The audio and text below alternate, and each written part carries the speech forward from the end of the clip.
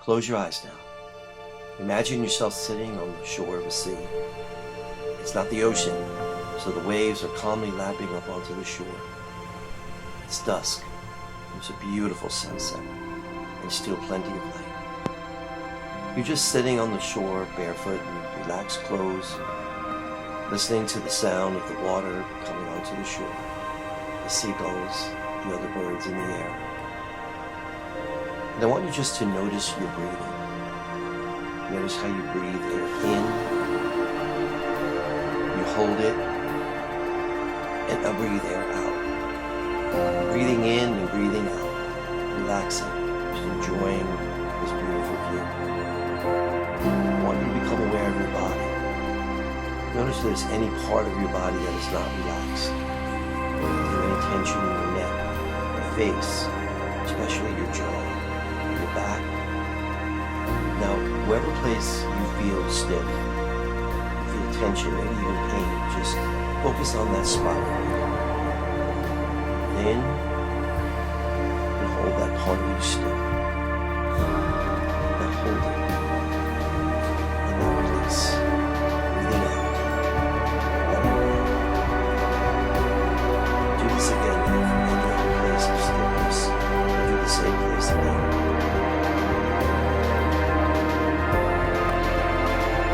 Focus on that spot. In, and that part of your soul. Hold it, release. Now while you are sitting on the shore, you're hearing the sound of children in the distance. And then at the beach, and you decide to get up and check it out. Walk along the seashore, relaxing, to enjoy.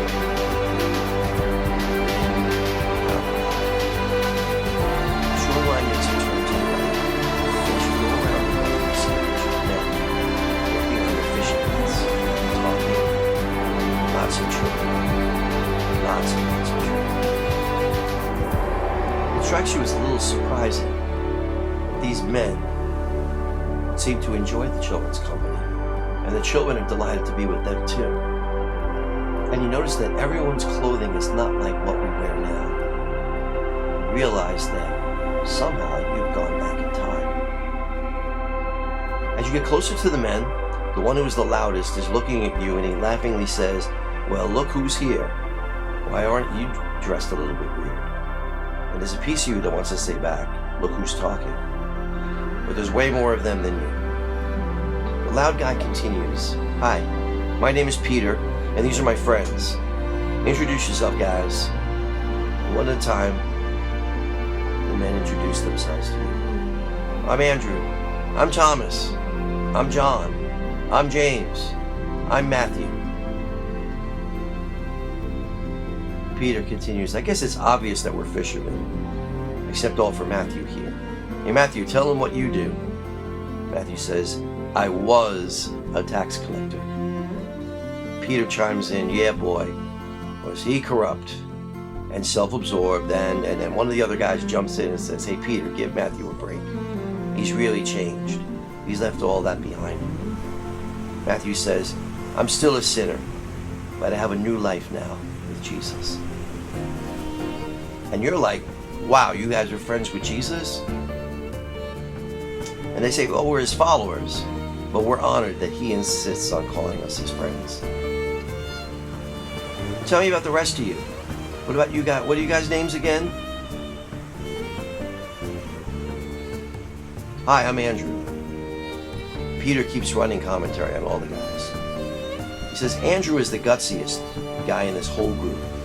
He was the first one in his family and really all among all of us to drop everything and just take a chance following John the Baptist. And then he led us all to Jesus." "Hi, I'm Thomas."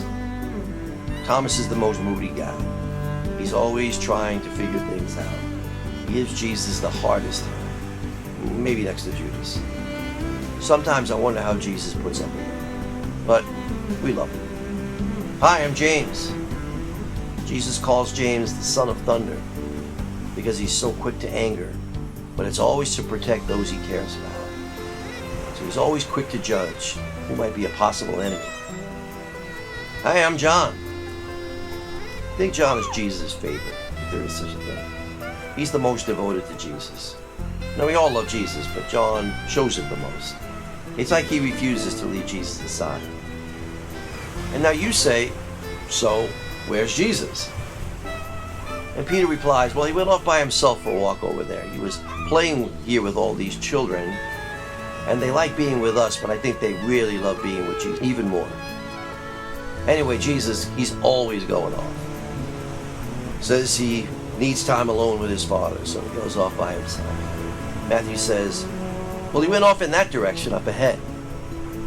And Thomas says, well, I'm guessing you probably would enjoy meeting him and spending some time with him.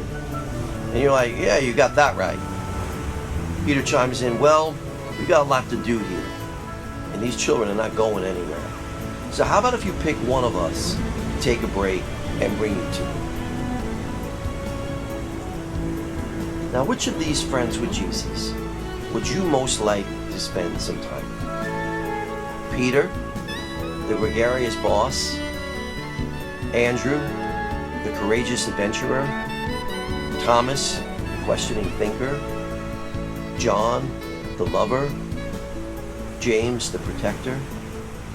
Matthew, the changed man?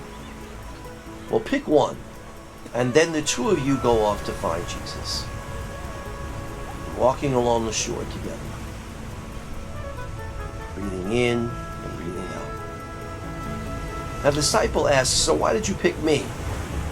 Now tell him why you chose him.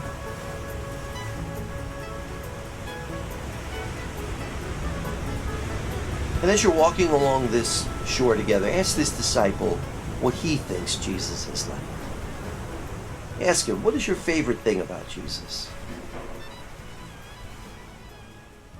How did Jesus change you?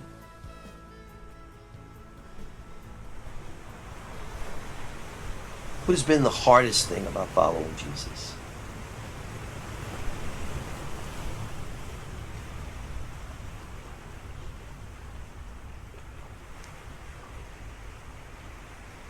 And now you notice that Jesus is nearly up there, right up ahead. He's sitting in the sand, his eyes are closed, and it looks like he's praying. But then, like he knew you were coming, he gets up to greet you and the apostle with you. He gives you the same hug he gives his closest friends, and that means a lot to you. Now the apostle says, I'm going back and finish fixing the nets and playing with the children, and I'll leave you two alone. Now, you find it a little bit hard to start a conversation with Jesus. So you just take a deep breath, and Jesus knows you're a little bit nervous, so he starts right in. So, what do you think of my friends? Now just tell Jesus whatever you think, especially about the one that you picked to travel with.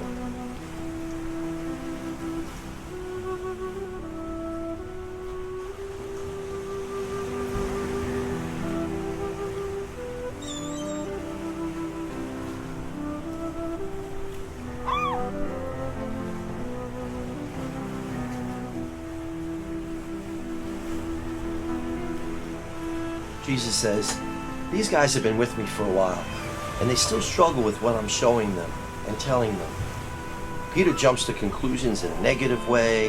Matthew is haunted by his past. James suspects the worst in people. Thomas is always doubting. Andrew's sometimes impulsive, but usually in a good way. John is the one I think that gets it the most out. What about you? Well, you're not sure exactly what to say, so Jesus tries to help you. For example, Thomas has trouble believing. What's the hardest thing for you to believe? Now just tell Jesus whatever doubts you have, or whatever else you want to say about what's the hardest thing about you to be following Jesus. Just open up and talk to him about it.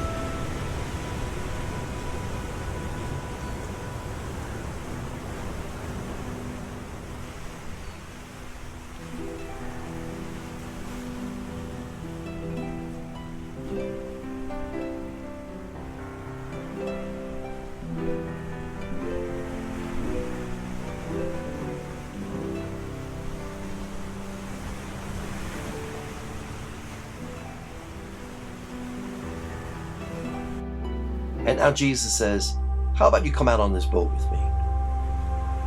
get in the boat with Jesus, and somehow you're moving farther out into the sea.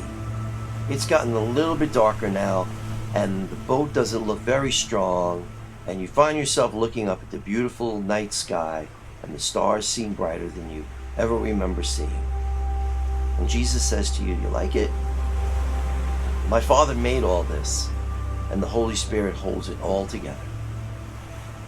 Now you notice that the water is licking up a lot more, and you're feeling even a little more nervous. But what the heck, you're going with Jesus.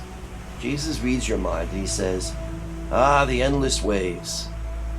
And do you know anyone that can control the endless rolling of the sea? Now before you know it, without understanding how, you and Jesus are pretty far out into the sea, or lake, or bay, or whatever body of water this is. And Jesus, who has been silent for a while, says, "Right now, this boat is making it possible for us to float on this water and to travel far across upon it, rather than just sinking down. How well are you floating these days?" Now, right now, think if there's something that's keeping you from floating in your life.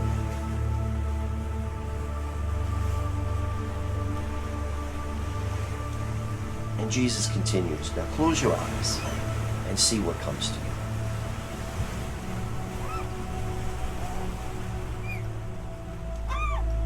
The next thing you know, you hear Jesus speaking to you, but he's not in the boat. He's calling out to you from a distance way out on the water. And he's saying to you, you know that challenge, that trouble, that pain, that difficulty in your life, now or in the future that you've been thinking about?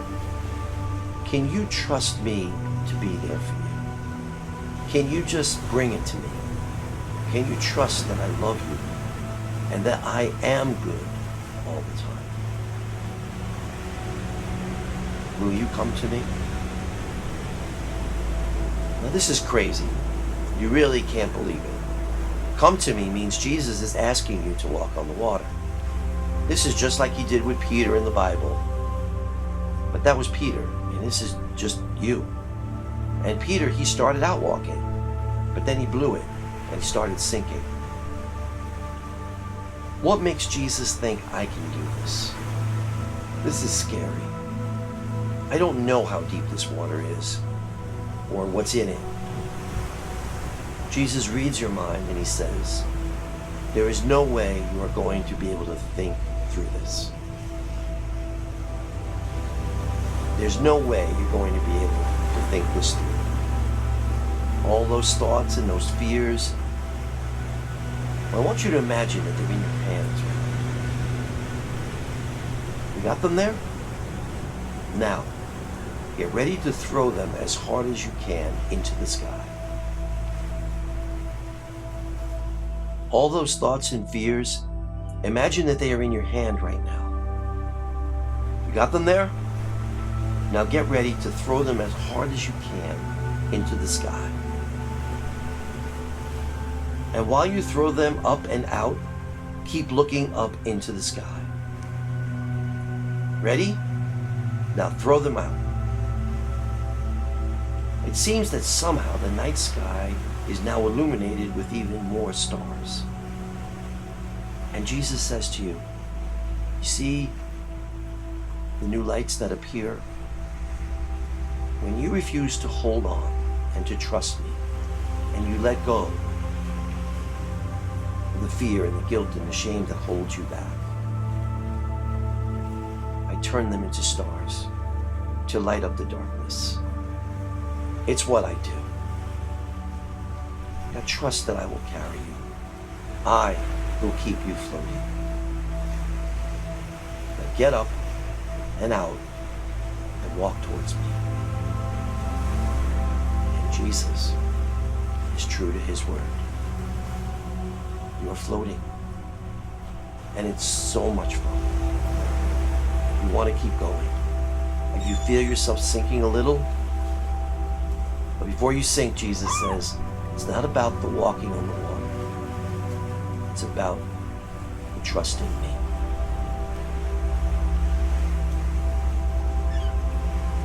It's about trusting me. You make it to Jesus. You are so amazed and you're so excited. And he holds you to himself. And the next thing you know, you and Jesus are back on the shore together.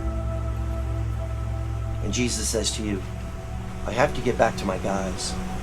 Those children are never going to leave them alone until I come back. And you have to get back to your life too. So now you and Jesus start heading back around the bend of the beach.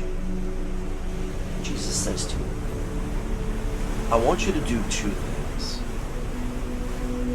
First, look up at the stars in the sky one more time. And I want you to remember that the hand that made those stars are the same hands that hold your heart together, that hold your life together. The biggest fears and the negative thoughts that you have, the ones that you thrust up into the sky before, just write them in the sand. So you begin to write those words in the sand.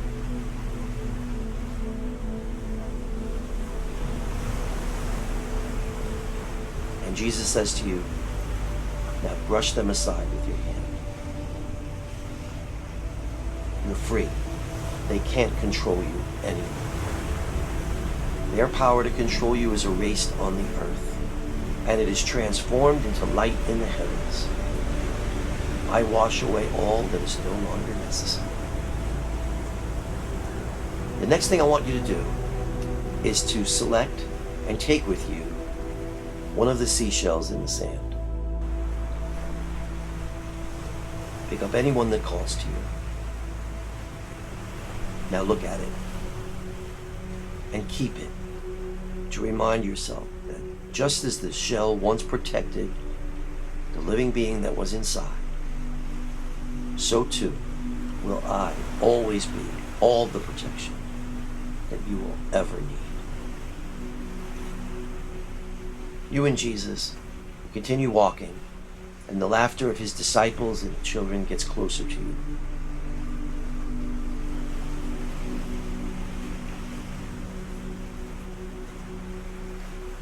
Jesus continues. Now just remember that you have walked on the water with me. You have been carried by my love, the power that makes all things new. I love deeply. I love specifically and personally. The biggest thing about me and following me will always be first and foremost about being friends with me and trusting me and joining in with me in my work of making all things new. Only by letting me live inside.